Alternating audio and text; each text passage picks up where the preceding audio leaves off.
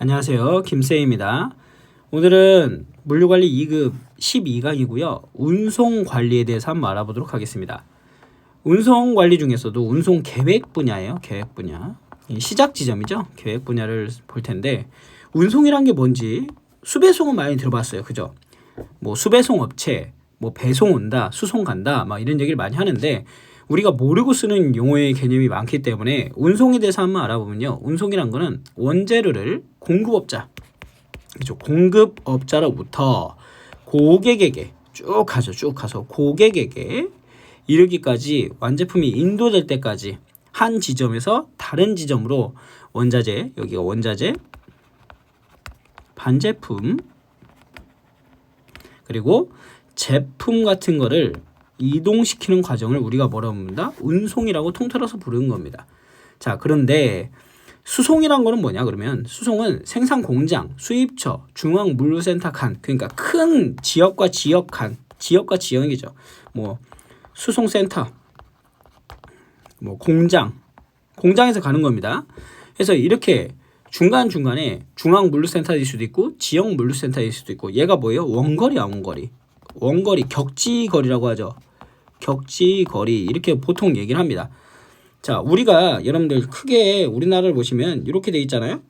뭐 여기 보시면은 지금 물류센터가 어떻게 분류가 많이 되냐면 서울 경기 지역은 이렇게 해서 나눠요. 그래서 서울 북부 지역과 경기 북부 지역을 하나의 지점으로 나누고요. 서울 남부 지역과 그 다음에 인천 지역 이렇게 해서 두 개의 지점으로 나눠놨습니다. 그리고 나서 대전은 대전으로 하나를 묶여 있고요. 그 다음에 경기도 광주 쪽에서 전라도를 커버하고 있습니다. 광주에서. 그 다음에 여기는 대전에서. 그 다음에 여기 우측에 부산이나 대구 같은 부산 같은 경우는 어떻게? 부산에서 양산이란 곳에서 거의 몰려 있어요. 양산센터 쪽에, 양산 쪽에. 그 다음에 여기 보시면 대구 같은 경우도 광역시다 보니까 대구도 경산이란 곳에 있습니다. 경산. 그 다음에 강원도 같은 경우에는 원주 쪽이라든가 아니면 서울 북부 쪽에서 커버를 하는 경우가 있고요. 그래서 강원도 지역은 일부 배송이 좀 늦어요. 자, 그 다음에 이 중간이 또 비죠. 중간이 비는데 뭐 세종도 생기고 막 그래가지고 청원이라는 곳이 또 물류센터로 인기를 얻게 됐고요. 그 다음에 여기에 함안이라는 곳이 인기를 얻게 됐습니다. 지역으로 보면. 그 다음에 제주가 있죠. 보통 이렇게 나눴어요. 나눠서 우리가 물류센터를 운영 많이 관리를 하고 있는데 중간중간에 여력이 안 되시는 업체들 같은 경우에는 보통 여기에 큰 3PL 업체들이 있거든요. 위탁을 주는 거죠. 그래서 이렇게 지역과 지역이 물류센터들이 있다고 하면 이 물류센터에도 주변에 공장이 다 지역마다 있는 게 아니라 어느 공장은 양산에 있고 어느 공장은 예를 들어서 함안에 있고 어느 공장은 인천에 있고 그럴 수가 있죠. 그러면 가장 인접한 센터에서 물건을 가지고 있다가 거기에 보관하고 있는 거예요. 그러다가 야간에 수송 차량으로 주문이 들어오면 도는 거죠. 도는 겁니다. 이게 나중에 뒤에 보면은 우리 순환 배송 방식이라 해가지고 비슷하게 순환 차량이 또 직배송 차량이 도는 경우도 있어요. 그런 경우도 있고요. 그 다음에 배송입니다. 배송은 뭐냐면 우리가 흔히 말하는 뭐 택배 오는 걸 다 배송이라 하죠. 그래서 소형 트럭을 가지고 소형 차량을 가지고 고객에게 직접 가는 겁니다. 그럼 어디서부터 온 거예요? 이 소형 차량은? 그쵸. 아까 위에 있는 수송센터, 물류센터로부터 온 겁니다. 그래서 이렇게 짧은 거리를 이동하는 거, 소비자에게 바로 전달해주는 우리 배달 활동을 우리가 뭐라 불러요? 배달이라 부르죠. 배송. 그래서 보통은 수송과 배송을 합쳐가지고 수배송이다 이렇게 많이 얘기를 해요. 이건 운송을 뜻하는 거다. 그래서 개념을 한번 잡고 시작을 하고요. 자, 그러면 이 운송을 할 때는 어떤 계획을 세워야 되느냐? 자, 운송도 결국엔 뭐랑 연결이 돼요? 그죠? 비용과 연결이 되겠죠. 자, 운송과 관련된 총 비용을 최소화하는 겁니다. 그리고 또 우리 예전에 배웠던 트레이드 오프 관계 기억나시나요? 상충 관계라 불렀던 거. 비용하고는 누구랑 상충 관계라고요? 그죠? 서비스. 자, 비용은 절감하면서 서비스를 극대화하는 게 기업의 목표예요. 얘네 둘은 상충 관계라 했죠. 이거 시험 문제에 나옵니다. 상충 관계라고 부르는데 충돌하는 관계라는 거예요. 충돌하는 관계. 즉 비용을 줄이려면 서비스도 같이 낮아질 수밖에 없고 비용을 많이 쓰면 다시 서비스는 극대화되는 거고요. 이 적절한 그 중간을 잘 선택해야 된다는 얘기죠. 회사의 여건에 맞게. 운송 서비스 제공은 운송 비용과 재고 비용에도 연결이 됩니다. 그래서 운송 시간의 속도, 시간의 변동성, 신뢰성. 그죠? 시간이 신뢰성이 한번 무너지면 이것도 상당한 그 서비스에서 그 타격을 입게 되죠. 그래서 가장 중요한 요소가 됐습니다. 내일 온다 했는데 내일 안 와. 그러면 요즘 사람들은 거기에 대해서 실망을 엄청 많이 하거든요. 따라서 운송계획 수립 시에 운송 효율화를 도모하기 위해서 여러 가지를 선택해야 됩니다. 뭐를 선택해야 되냐? 차량 회전. 차량 회전이란 건 뭐냐면 센터를 갔다가 차가 나갔다 들어왔다 한 번 하면 1회전이라 불러요. 그러니까 여러 차를 다 우리가 차를 구매할 수 없잖아요. 한번 나갔다 들어올 때마다. 그래서 기사님들한테 인센티브라는 걸 살짝 주면서 한번 갔다 오시고 여건이 되시는 분들은 한 번 더 돌라고 해야 합니다. 한번 나갔다 다시 도는 걸 우리가 뭐라 불러요? 그렇죠. 2회전이라 부르죠. 그럼 센터에서는 차량 2대를 써야 될 거를 차 한 대로 2번 돌리는 걸로 커버를 할 수 있다 보니까 요 회전율을 어떻게 회전율을 갖다가 향상시킬 수 있을 것인가. 그 다음에 복합화물 운송. 요즘에 냉장하고 냉동 차량이 그 서머리 같이 돼 있어가지고 칸막이 돼 있는 거 있죠. 냉장도 운동할 수 있고 냉동도 운송할 수 있습니다. 이렇게 운송 시스템을 또 커버할 수 있고 공동 배송화라는 게 뭐냐면 공동 배송화도 우리가 신경을 써야 되는데 같이 쓰는 거예요. 같이 차량은 한정돼 있는데 예를 들어서 뭐 어떤 회사는 오전에 뭔가 배송을 빨리 해줘야 돼. 그리고 어떤 회사는 오전에 안 가도 돼요. 오후부터 가도 돼. 그러면 그 회사 둘이 조인을 하는 겁니다. 그래서 차 한 대를 같이 쓰는 거죠. 그런 경우에는 A라는 회사에서 차 10대, B라는 회사에서 차 10대가 있으면 굳이 서로 차 20대를 돌릴 필요가 없이 따로따로 돌릴 필요가 없이 같이 합쳐가지고 20대를 오전에는 A라는 회사에서 20대를 한꺼번에 써버리고 오후에는 뭐 B라는 회사에서 20대를 써버리는 겁니다. 이렇게 하면 공동 배송화가 진행이 된 거죠. 이것도 상당히 좋은 방법입니다. 자, 그 다음에 적재율도 항상 해야 돼요. 그러니까 한번 싣고 나갈 때 딱 잘 싣고 나가는 거죠. 우리가 현장에서는 테트리스 한다고 막 얘기하는데 정말 잘하시는 분은 적재율을 잘 써가지고 기가 막히게 싣습니다. 그러니까 차 2대가 가야 될 거 한 대로 싣는 경우도 있거든요. 운송수단의 적정화, 그죠? 운송수단, 차량의 톤수라든가 그런 것들 결정을 잘 해야 되고요. 그 다음에 경로 단축. 어떻게 하면 업체를 갖다가 잘 이렇게 해서 회전한 다음에 센터로 다시 돌아오게 만들 것인가. 요 물류 경로도 엄청나게 신경을 많이 써야 돼요. 그 다음에 요금 체계의 적정화 이런 것들이 갖다가 지금 보시면 운송계획 수립할 때 들어가야 된다. 그냥 무턱대고 수립하는 게 아니다. 그러면 어떤 운송 방식이 있느냐. 자, 앞에서 직송이라고 우리가 배웠던 게 직배송 방식이에요. 결국에는 운송 방식에는 크게 보면 직배송 방식, 순환 배송 방식, 그 다음에는 물류 거점 차량 공유 방식이 있는데요. 직배송 방식은 말 그대로 생산지에서 수요지까지 그냥 바로 가는 겁니다. 이걸 직송이라고 부르죠. 직배송. 하나의 트럭을 할당해서 운용하는 방식인데 얘는 단점이 있어요. 차 한 대가 가야 되기 때문에 차 한 대가 꽉 차야 돼. 그러니까 대량 운송에는 좀 해당이 될 텐데요. 소량 운송 같은 경우에는 직배송 방식을 하기엔 비효과적이다. 비효율적이죠. 왜? 돈이 많이 드니까. 자, 순환 배송 방식은 1회 운송량이 많지 않아요. 운송량이 적어. 그런 경우 어떻게 되는 거예요? 여러 목적지에서 동일한 물건을 시키는 거죠. 그러면 한 차가 되잖아. 그죠? 한 차가 되면 얘가 도는 겁니다. 돌아오는데 얘는 장점은 비용을 절감할 수 있는 게 좋죠. 근데 단점이 뭐예요? 시간이 오래 걸려요. 시간. 그래서 우리가 비용과 서비스, 시간은 서비스로 볼 수 있으니까요. 이 적절성을 찾아야 되는 겁니다. 얘는 위에 거 직배송은 어떻게 될까요? 그러면 위에 거 직배송은 그죠? 비용은 높게 들더라도 시간은 줄어들죠. 그렇죠? 이 두 개가 지금 상충하고 있는 겁니다.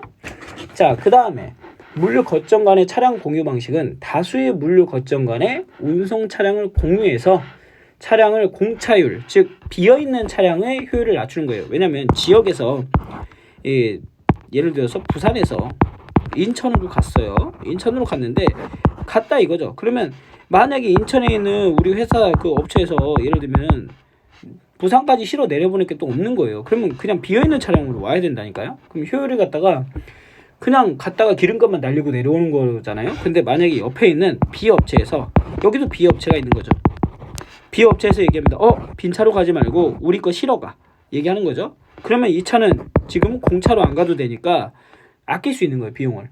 그죠? 그래서 이렇게 물 거점 간의 차량을 공유함으로써 차량 공차율을 낮출 수 있다라는 게 하나 있습니다. 그 다음에 운송수단별 유형인데 여기도 원래는 물류관리사 쪽에서는 맨날 시험 문제 나오는 거예요. 우리 화물 차량이라는 건 보통 보면 트럭이라고 부르는 거죠. 화물 트럭.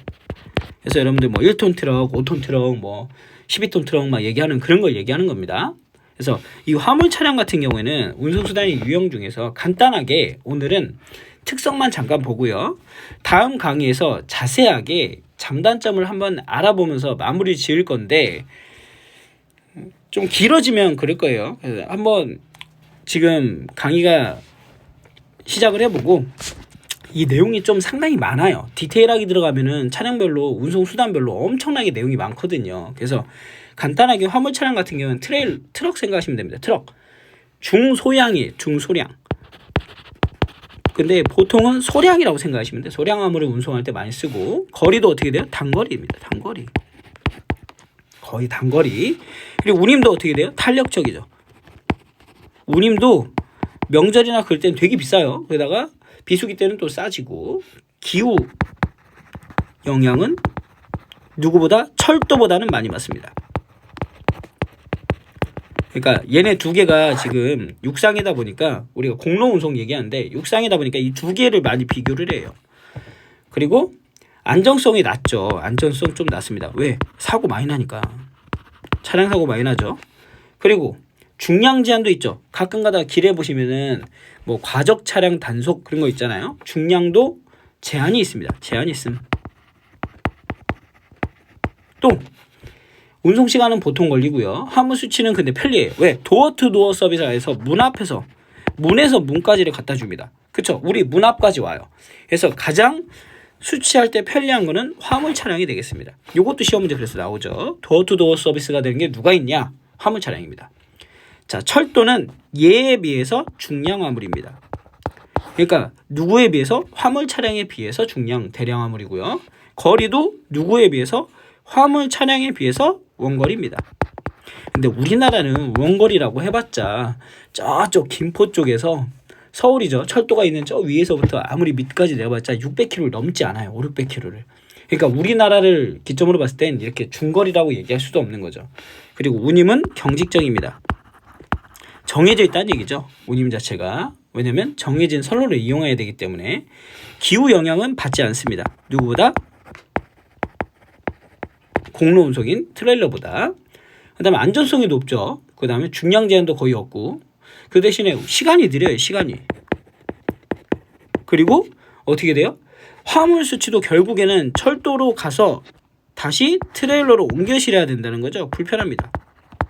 화물 수치도 불편하다. 요게 특징입니다. 자, 항공 같은 경우에는 소량이에요. 소량. 소량 화물을 운송하고요. 고가입니다. 그쵸? 거의 짐 하나가 사람들 그 제주도 여행 갈 때 내는 돈 그 안에도 비싼 이유가 뭐예요? 뒤에 비행기 티켓들이 그 안에 운송할 수 있는 그 물량에 대한 여러분들 뭐 20kg까지만 뭐 항공사에 실을 수 있다 뭐 그런 얘기 있잖아요. 여행 가방 더 내려면 돈 더 내라 막 그렇게 하죠. 고가의 화물입니다. 한마디로 말해서. 그리고 거리는 원거리를 갈 수 있죠. 그 다음에 어떻게 돼요? 운임도 비싸죠. 경직적이야 운임이. 그 다음에 안정성이 생각보다 좀 낮아요. 그래서 기후 영향도 많이 받고요. 그죠? 눈이 오면 못 떠. 비가 많이 와도 못 떠. 태풍이 와도 못 떠. 그 다음에 중량 제한도 있고 시간은 근데 되게 빠르고 얘도 화물 수치는 수치가 불편해요. 왜? 여행 가신 분들 알잖아요. 그 트레일러에 따로 빼가지고 싣고 와서 다시 또 공항에서 찾아야 되고 그리고 또 그거 갖다 옮겨 실어야 되고 더 불편합니다. 항공은 상당히 불편하다.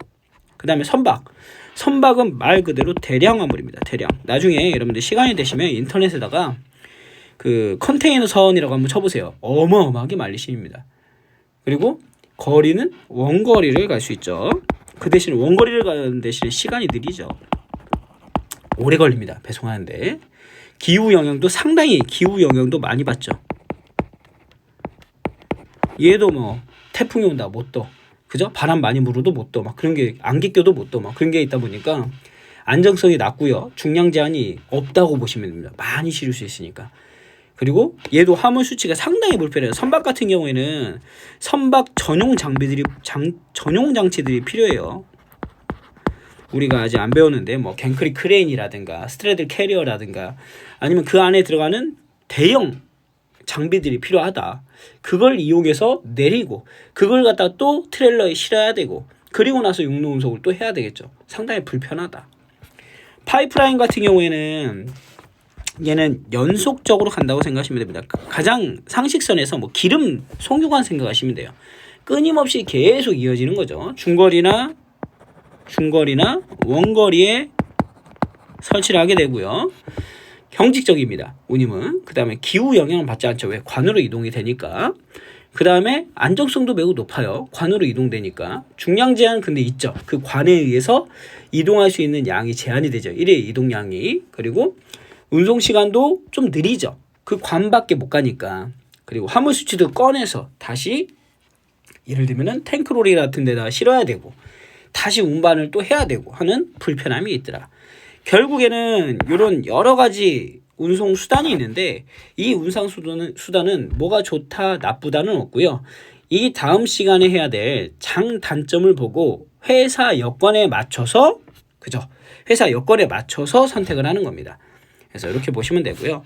오늘 지금 운송 경로까지 같이 보려 했는데 운송 경로는 생각보다 길어서 운송 수단별 장단점하고요. 운송 경로는 다음 시간에 진행을 하도록 하겠습니다. 따로 빼서 진행을 할게요. 자, 그러면 오늘 수업은 여기서 마무리 짓겠습니다. 수고하셨습니다.